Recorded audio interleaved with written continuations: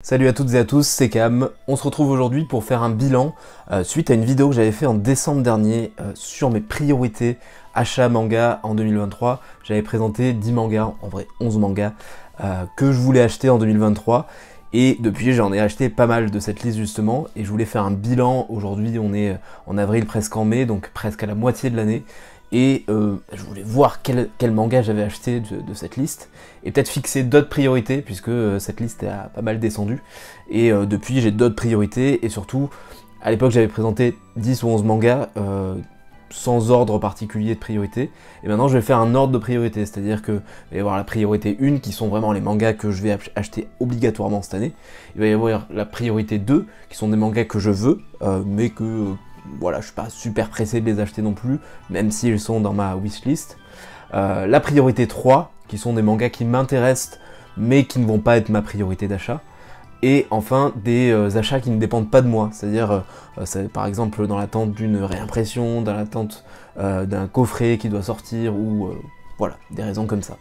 Donc c'est parti, on commence tout de suite avec la priorité numéro 1, c'est parti. Avant de commencer avec la priorité numéro 1, je voulais faire 2 points. Donc tout d'abord, je vous remercie énormément pour le succès qu'a eu la vidéo précédente, donc mes achats manga d'avril. J'ai eu beaucoup d'abonnés suite à cette vidéo, et je vous en remercie, ça nous rapproche vraiment de l'objectif de la mi-année, donc du semestre numéro 1, qui était d'atteindre les 1000 abonnés avant la fin du mois de juin. Donc là on est presque à 930, quelque chose comme ça, donc il me reste à peu près 70 abonnés pour atteindre l'objectif. Donc j'y crois, on y croit. N'hésitez pas à vous abonner si c'est pas le cas, puisque sur cette dernière vidéo, il y avait 60% des gens qui n'étaient pas abonnés. Donc n'hésitez pas vraiment à vous abonner, ça me ferait chaud au cœur, et ça me soutient, ça soutient la chaîne, donc merci d'avance. Et le deuxième point, c'est que je voulais d'abord vous présenter les mangas que j'ai achetés justement suite à ce bilan du mois de décembre sur les priorités de l'année 2023. Donc dans la liste, il y avait 11 mangas comme je vous ai dit, et j'en ai acheté 8 quand même sur ces 11, donc il en reste 3 que je n'ai pas acheté, qui vont être dans les listes que vous allez voir après. Donc il y a tout d'abord Peleliu, que j'ai adoré, vous avez vu certainement ma tier list, lecture de je sais plus quel mois où je le présentais, Vagabond. Voilà, j'ai eu une offre que je ne pouvais pas refuser, et je les ai achetés aussi. Space Brothers, pareil, une série assez longue comme Vagabond, pour laquelle j'ai craqué, voilà, sur les conseils du monde de Tada, qui voilà, m'a fait acheter ce manga, et je le regrette pas parce qu'aujourd'hui il est classé très haut dans mon classement. Ensuite il y avait les Liens du sang, et vous allez voir, on va en reparler dans cette vidéo. Il y a eu Search and Destroy, qui était là un conseil de Manga Badass, et j'ai beaucoup aimé le suivre aussi. 2 séries d'un même auteur, Le bateau de Thésée et Les enfants d'Hippocrate. Voilà, pareil, c'est des mangas que j'ai beaucoup aimé. Et enfin Blissful Land, je l'avais gagné grâce à un concours de Lucky Michael, et voilà, j'avais gagné les 5 tomes, j'avais 5 tomes au choix à gagner, j'ai décidé de choisir cette série en 5 tomes justement. Et j'avais bien aimé, mais j'avais trouvé un petit peu trop de similitudes avec Bright Stories, et donc ça m'avait un tout petit peu gâché la lecture, même si le manga reste très bon, et je vous le recommande si vous cherchez des mangas du genre. Et maintenant, on va vraiment, pour cette fois, passer à la priorité numéro 1, c'est reparti. Tout d'abord, 2 mangas qui faisaient partie de la liste du mois de décembre. Il y avait tout d'abord Vinland Saga. Alors, je ne l'ai pas acheté jusqu'à maintenant, je ne sais pas trop pourquoi. Je pense que j'attendais de voir la saison 2 pour voir justement quelle tournure allait prendre le manga, la saison 2 de l'anime.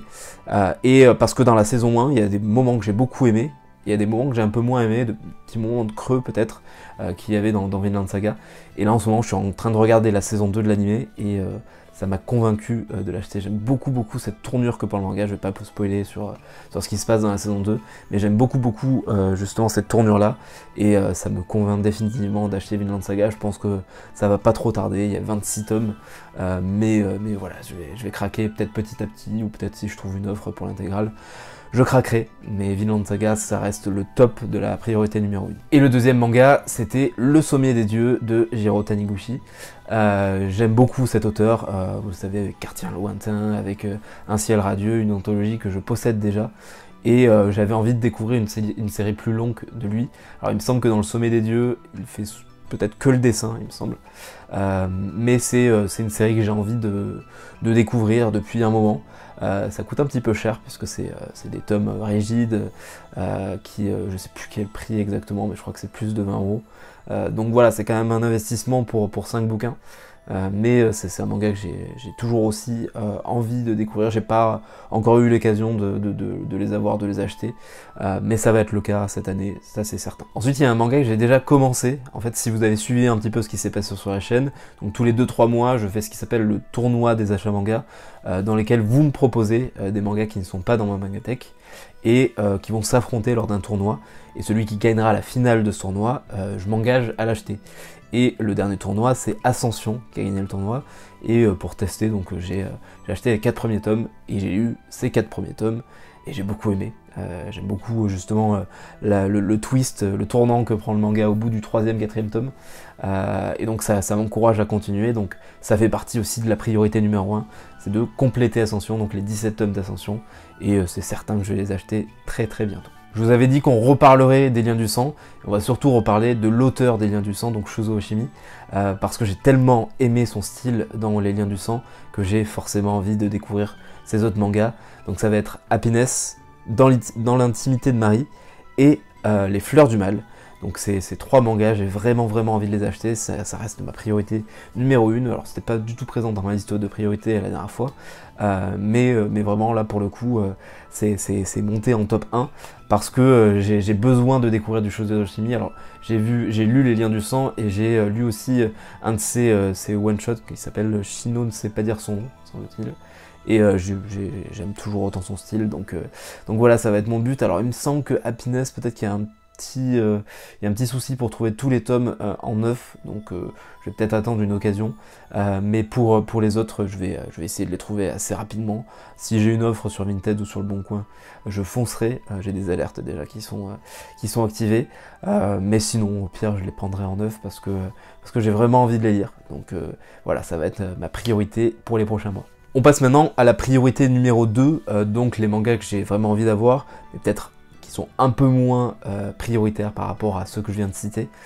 Donc il y a tout d'abord Billy Bat, qui lui était vraiment présent lors du bilan de décembre, qui est toujours une priorité pour moi, mais il y a 20 tomes, j'adore Naoki Urasawa, mais peut-être qu'en ce moment j'ai envie d'avoir d'autres lectures que du Naoki Urasawa, donc ça va pas forcément être un achat que je vais faire dans les prochains mois, mais ça va être certainement un achat que je vais faire dans l'année, ça c'est certain.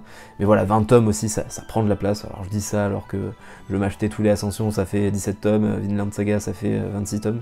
Mais voilà, c'est pas forcément une priorité pour le moment.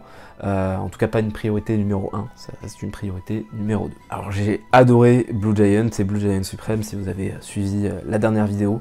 Et forcément j'ai envie de découvrir ce qu'a fait l'auteur, d'autres mangas qu'a fait l'auteur. Il se trouve qu'il en a fait un autre qui s'appelle Vertical, alors qui a pour thème la montagne, mais qui n'a apparemment aucun rapport avec Ascension, ni le sommet des dieux. Donc on va voir ce que ça donne. Moi c'est un manga du coup que j'ai envie de découvrir. Alors il me semble que c'est en 16 ou 17 tomes, quelque chose comme ça aussi.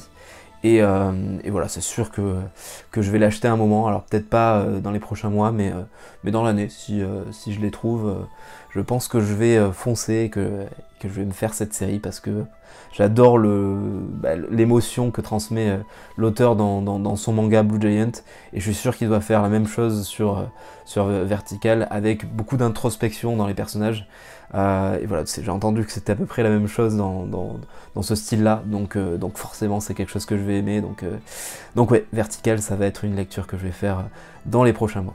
Un autre manga que j'ai envie de me faire, c'est Blame. Alors je sais que c'est un manga culte, qui prend beaucoup de place, en hauteur, et le problème c'est que niveau hauteur, ma mangatech, il n'y a pas trop d'étagères qui correspond à Blame, peut-être tout en haut, mais j'ai plus de place. Donc c'est pour ça que c'est pas trop une priorité, c'est parce que j'ai plus de place. J'ai vraiment envie de les lire, et je pense que je les prendrai à un moment, ça c'est certain. Mais peut-être que j'attends de changer la disposition de ma mangatech pour faire un petit peu de place, ou de déménager un jour pour avoir un petit peu plus de place pour les avoir, mais c'est sûr que Blame, je me le ferai un jour, parce que j'aime bien la science-fiction, même si je suis pas non plus un féru de science-fiction, hein, mais j'ai envie de découvrir cette œuvre qui me paraît assez culte et assez obligatoire à avoir dans sa mangatech quand on aime un tant soit peu la science-fiction et quand on aime les mangas tout court. Donc c'est certain qu'un jour je découvrirai Blame, c'est sûr. 2 séries de chez Meian qui n'ont rien à voir, mais que j'aimerais découvrir aussi. Pareil, c'est pas en priorité 1 parce que ça demande de la place et que j'en ai pas forcément, et c'est pas des formats normaux, donc forcément ça rentre pas dans toutes les étagères que j'ai dans ma mangatech. Je peux pas faire des doubles rangées comme j'ai fait avec certains mangas. Donc ça va être tout d'abord Karakuri Circus. Alors d'une parce que j'adore l'édition qu'a fait Meian pour ce manga avec ce dégradé de couleurs. J'en ai entendu beaucoup de bien, même si j'ai du mal à me lancer sur de nouveaux shonen parce que j'ai peur d'avoir un petit peu fait le tour du shonen en fait, même s'il y a des shonen qui arrivent toujours à me surprendre aujourd'hui, mais j'ai toujours peur que ça tourne un petit peu en rond et que ça soit des choses que j'ai déjà lues plusieurs fois, mais apparemment c'est pas le cas de Karakuri Circus, donc j'ai vraiment envie de découvrir ce manga. Et le deuxième, ça n'a rien à voir, je vous l'ai dit, c'est Shigurui, qui est un manga de samouraï me semble-t-il, et j'ai déjà vu des plans, j'ai déjà vu d'autres youtubeurs en manga en parler, et à chaque fois je me dis il faut que j'achète ce manga. Pareil, c'est un gros format, donc faut trouver la place, mais voilà, je pense que je vais craquer un de ces jours aussi pour Shigurui. Moi j'adore les beaux dessins forcément dans les mangas, alors ça va pas forcément être mon critère numéro 1, mais ça va être un critère important pour moi, et je sais que j'aime beaucoup les mangas de samouraï aussi, même si j'ai lu que Vagabond pour l'instant, donc c'est quelque chose qui peut me plaire. Donc c'est le dernier manga dans ma liste de priorité numéro 2. On continue avec le 3e rang au niveau des priorités, donc les mangas que j'ai envie de découvrir, peut-être pas tout de suite, mais qui seront un jour peut-être plus haut dans cette liste de priorités, et que j'achèterai du coup. 2 mangas de Inyo Asano, parce que j'ai découvert Errance, son one-shot cette année. Je vais découvrir d'abord en fait peut-être d'autres one-shots de lui, je sais pas dans quel ordre je le ferai. Mais j'aimerais beaucoup aussi découvrir 2 séries longues de Inyo Asano, que sont Bonne Nuit de Poon Poon et Dead Demon Destruction, je crois que je l'ai bien dit, parce que voilà, j'ai vraiment envie de les découvrir. Alors j'entends des avis très mitigés sur Bonne Nuit de Poon Poon, mais je suis forcément très curieux, j'ai envie de me faire mon propre avis. Je sais que j'ai l'impression que c'est soit on adore, soit on déteste, donc ben voilà, j'ai envie de savoir si j'adore ou si je déteste, forcément. Donc forcément, ça va être un manga que je vais acheter à un moment. Et pour le deuxième, je vais pas me relancer dans la prononciation du nom. Mais j'ai entendu beaucoup de bien, je sais qu'il s'est fini il y a pas très longtemps, et j'aimerais bien le découvrir aussi. J'aime beaucoup l'autrice de Fullmetal Alchemist, notamment elle va sortir un nouveau manga pour lequel j'ai lu déjà quelques chapitres en ligne il y a pas très longtemps, qui s'appelle Tsugai. Je crois qu'il sort en juillet ou en septembre, je sais plus exactement, mais il sort cette année en tout cas, donc ça c'est certain que je l'achèterai, et j'ai envie de découvrir d'autres séries d'elle avant, puisque j'ai lu que Fullmetal Alchemist, et elle a fait pas mal de séries, et la série qui m'attire le plus dans ces autres séries qui sont déjà sorties, c'est Arslan. J'ai eu du mal à me lancer, enfin j'ai toujours du mal à me lancer vu que je l'ai pas acheté, parce que j'ai peur de trop faire la comparaison avec Fullmetal Alchemist, alors que je pense que ça n'a aucun rapport et qu'il ne faut absolument pas faire la comparaison. Mais vu que son style de dessin reste toujours à peu près le même, et que ces personnages du coup entre Fullmetal Alchemist et Arslan se ressemblent pas mal, on est obligé à un moment de faire la comparaison. Donc j'ai peur que forcément Arslan soit un peu moins bon que Fullmetal, ou alors que j'aime moins tout simplement. Mais c'est sûr que je me le ferai un jour parce que j'en ai entendu du bien, et parce que forcément j'ai envie de lire d'autres œuvres de cette mangaka qui m'a époustouflé avec Fullmetal. Donc voilà, peut-être que Arslan ça sera un de mes achats de l'année, peut-être ou peut-être pas, on verra. J'avais beaucoup aimé un autre auteur avec Erased, Keisambe, et j'ai très envie de me faire depuis un long moment Echoes. Ça reste pas dans mes priorités parce que j'ai d'autres mangas qui sont plus prioritaires que Echoes, mais j'ai forcément envie de me faire un autre manga que lui. Alors ce sera soit Echoes, soit Le Berceau des Esprits. Il me semble que Le Berceau des Esprits c'est peut-être un peu plus dur à trouver, peut-être que je me trompe, hein.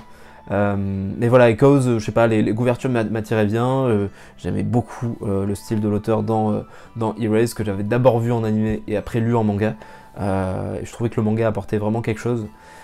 Et donc forcément un jour il faudra que je découvre d'autres séries de cet auteur. Peut-être que je commencerai par Echoes, et si Echoes me plaît, je continuerai peut-être avec Le Berceau des Esprits. Avant de continuer, je liste plein de mangas qui me sont venus dans la tête, qui ont été des suggestions ou des recommandations que j'ai vues sur d'autres chaînes. Mais toi, dans les commentaires, n'hésite pas à me dire si tu as des recommandations, n'hésite pas à me dire si y a un manga qui t'a époustouflé, toi aussi, comme moi avec Fullmetal, et que tu me recommandes vraiment de lire, parce que potentiellement ça pourrait aussi passer dans ma liste de priorités, la prochaine que je ferai, et peut-être que ça sera un achat que je ferai cette année. Il y a encore 3 mangas dans cette liste de priorités numéro 3. Il y a tout d'abord City Hunter. Alors City Hunter, je sais que c'est un manga culte pour beaucoup de monde. Moi, je suis né un petit peu trop tard, quelques années trop tard, hein, 1 ou 2 ans, pour vraiment vivre pleinement les années Club Dorothée. Donc Nicky Larson qui passe à la télé, moi je suis passé un petit peu à côté. Alors j'ai été en plein dans Olive et Tom, Dragon Ball, tout ça, mais Nicky Larson je suis passé à côté. Et j'ai vu qu'ils ont refait une édition, donc Panini a refait une édition pour City Hunter. Et j'aimerais bien la découvrir un jour. Alors ça prend beaucoup de place, je sais qu'il va y avoir pas mal de tomes qui sont assez épais, donc toujours un problème de place qui fait que ça n'est pas plus haut dans mes priorités.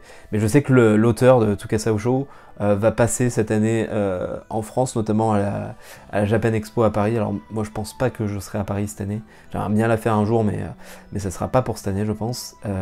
Mais je me dis que ça serait bien de marquer le coup et de au moins lire l'un de ces mangas, et City Hunter étant le plus culte, ça serait bien que je me lance un jour. Ça reste encore une fois pas une priorité maximum, mais je pense qu'un jour je me lancerai. Il y a ensuite Yotsuba, j'entends parler de ce manga depuis pas mal de temps. Moi j'aime bien les mangas Slice of Life, et j'ai l'impression que c'est en plein dedans, que c'est plein de fraîcheur, plein d'humour, et moi ça me plaît bien tout ça. J'ai pas mal de mangas dans ce style-là, notamment Isabella Bird, Bright Stories, l'Atelier des Sorciers, etc., qui pour moi sont alors pour l'Atelier des Sorciers c'est peut-être pas un Slice of Life, c'est vraiment orienté peut-être un peu plus seinen, mais il y a du Slice of Life. Et Yotsuba par contre on est en plein dans ça. J'ai une lecture que je dois faire aussi qui est Une Sacrée Mamie, qui est en plein dans ça, donc c'est vraiment un style qui me plaît beaucoup. Et Yotsuba, je pense que je le découvrirai un jour parce que j'ai l'impression que c'est l'une des références dans ce style-là. Donc faut pas que je passe à côté forcément. Et on verra bien. Je pense que cette année, je vais peut-être craquer aussi pour Yotsuba. Et pour finir, on parlait tout à l'heure de Search and Destroy, qui m'a donné envie de découvrir d'autres mangas de Atsushi Kaneko, qui est aussi en France en ce moment. Alors à l'heure où cette vidéo sortira, je pense qu'il sera parti de la France. Mais je sais qu'il a tourné notamment à Paris et à Pau, pas à Marseille. Dommage.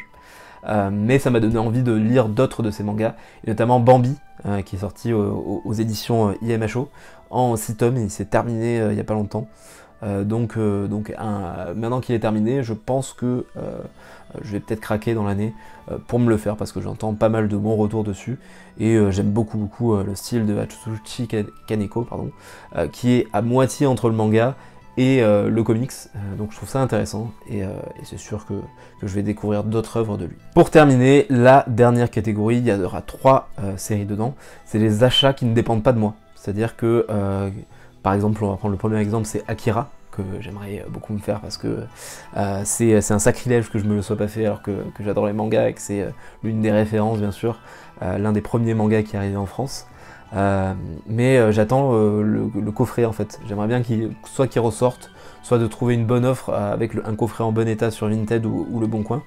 Donc j'ai l'alerte qui est créée sur Le Bon Coin et sur Vinted. J'attends une bonne offre.